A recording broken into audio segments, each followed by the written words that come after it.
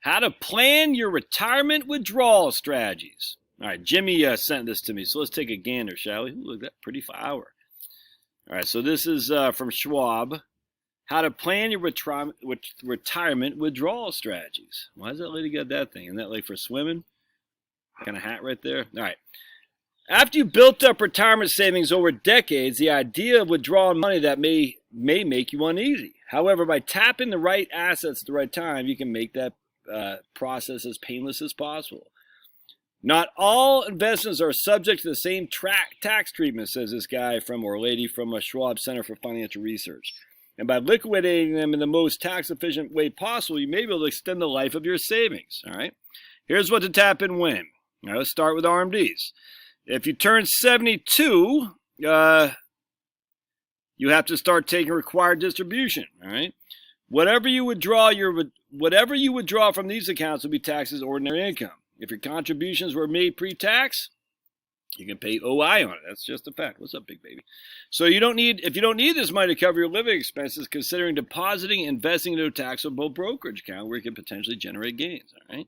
Interest and dividends. The next stop is withdrawing any interest or dividends generated from investments in your taxable accounts. Interest is taxed as ordinary income unless it's tax-free municipal bonds. Dividends, on the other hand, offer tax at a lower capital gains rate of 0, 15, or 20%. Withdrawing just the interest and dividends means maintaining your original investment, which can potentially then grow, generating more dividends and income. Right? Cashing out maturing bonds and CDs. What the growly McGee? If you need cash after exhausting the first two options, you could tap the principal from a maturing bond or CD next.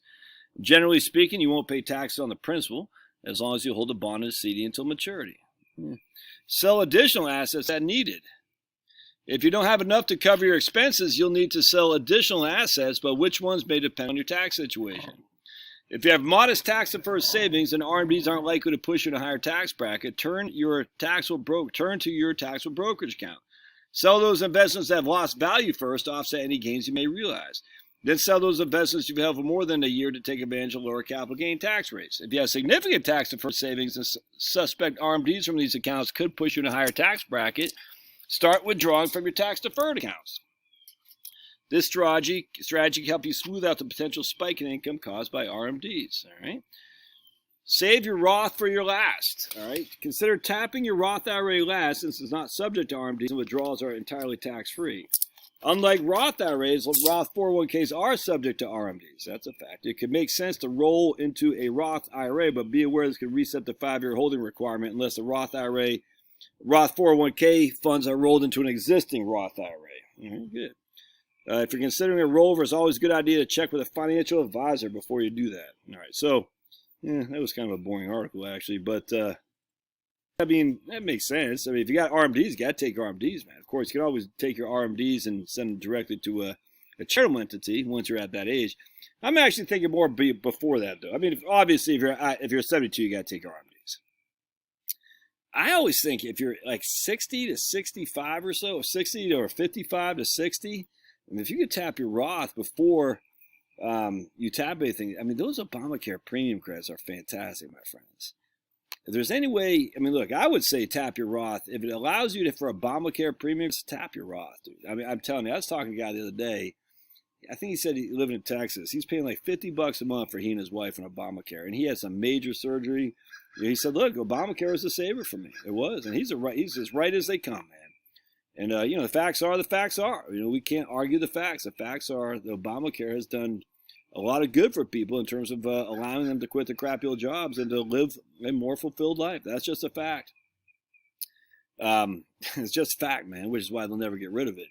But I mean, he said, look, I'm paying for like $50 because he doesn't show that much income because he's living off his cash. If you don't have that much cash, you have everything in a Roth, man. You live off that Roth.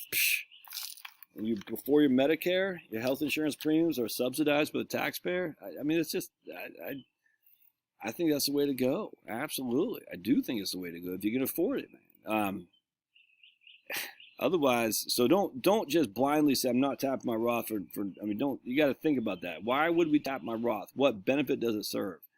Maybe take a reverse mortgage at 62, tapping your equity in your home tax-free. That way you can still qualify for Obamacare premiums. Because remember, if it's tax-free, it doesn't show up in your 1040, it doesn't show up on your 1040.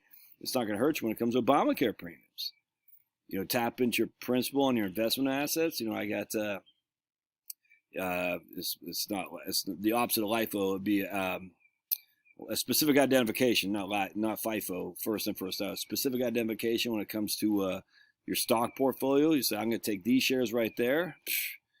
You know, hell, you take these shares right there at a loss, you get $3,000 against ordinary income. That can be the big difference in a huge premium discount on Obamacare or not. Now, once you're Medicare, all these things bets are off, but still a lot to think about here. So it's more than just the count. I mean, it's an okay article. It didn't say all that much, and it never will, just because, you know, these guys can't be too explicit, or else they'd be like, oh my God, compliance would never approve. So what, compliance is anti-educating people? No, we just want to make sure we're not sued. Yeah, well, that seems like anti-education people. That's the problem with these brokerage firms, man. They're never going to write anything they're always going to be very very squishy, because they're just, the compliance department is so like, we can't be sued. Someone someplace could say, and I don't blame Schwab, they're like, someone someplace could say, this guy I read said to take your Roth IRA first, and I did. I want to sue. And you're like, Schwab's like, dude, here's $10,000. Get the hell out of Dodge. And if they kept doing that to everybody, they'd be broke. So I get it. But, yeah, some interesting thoughts. I'd like to hear your thoughts. Thanks now.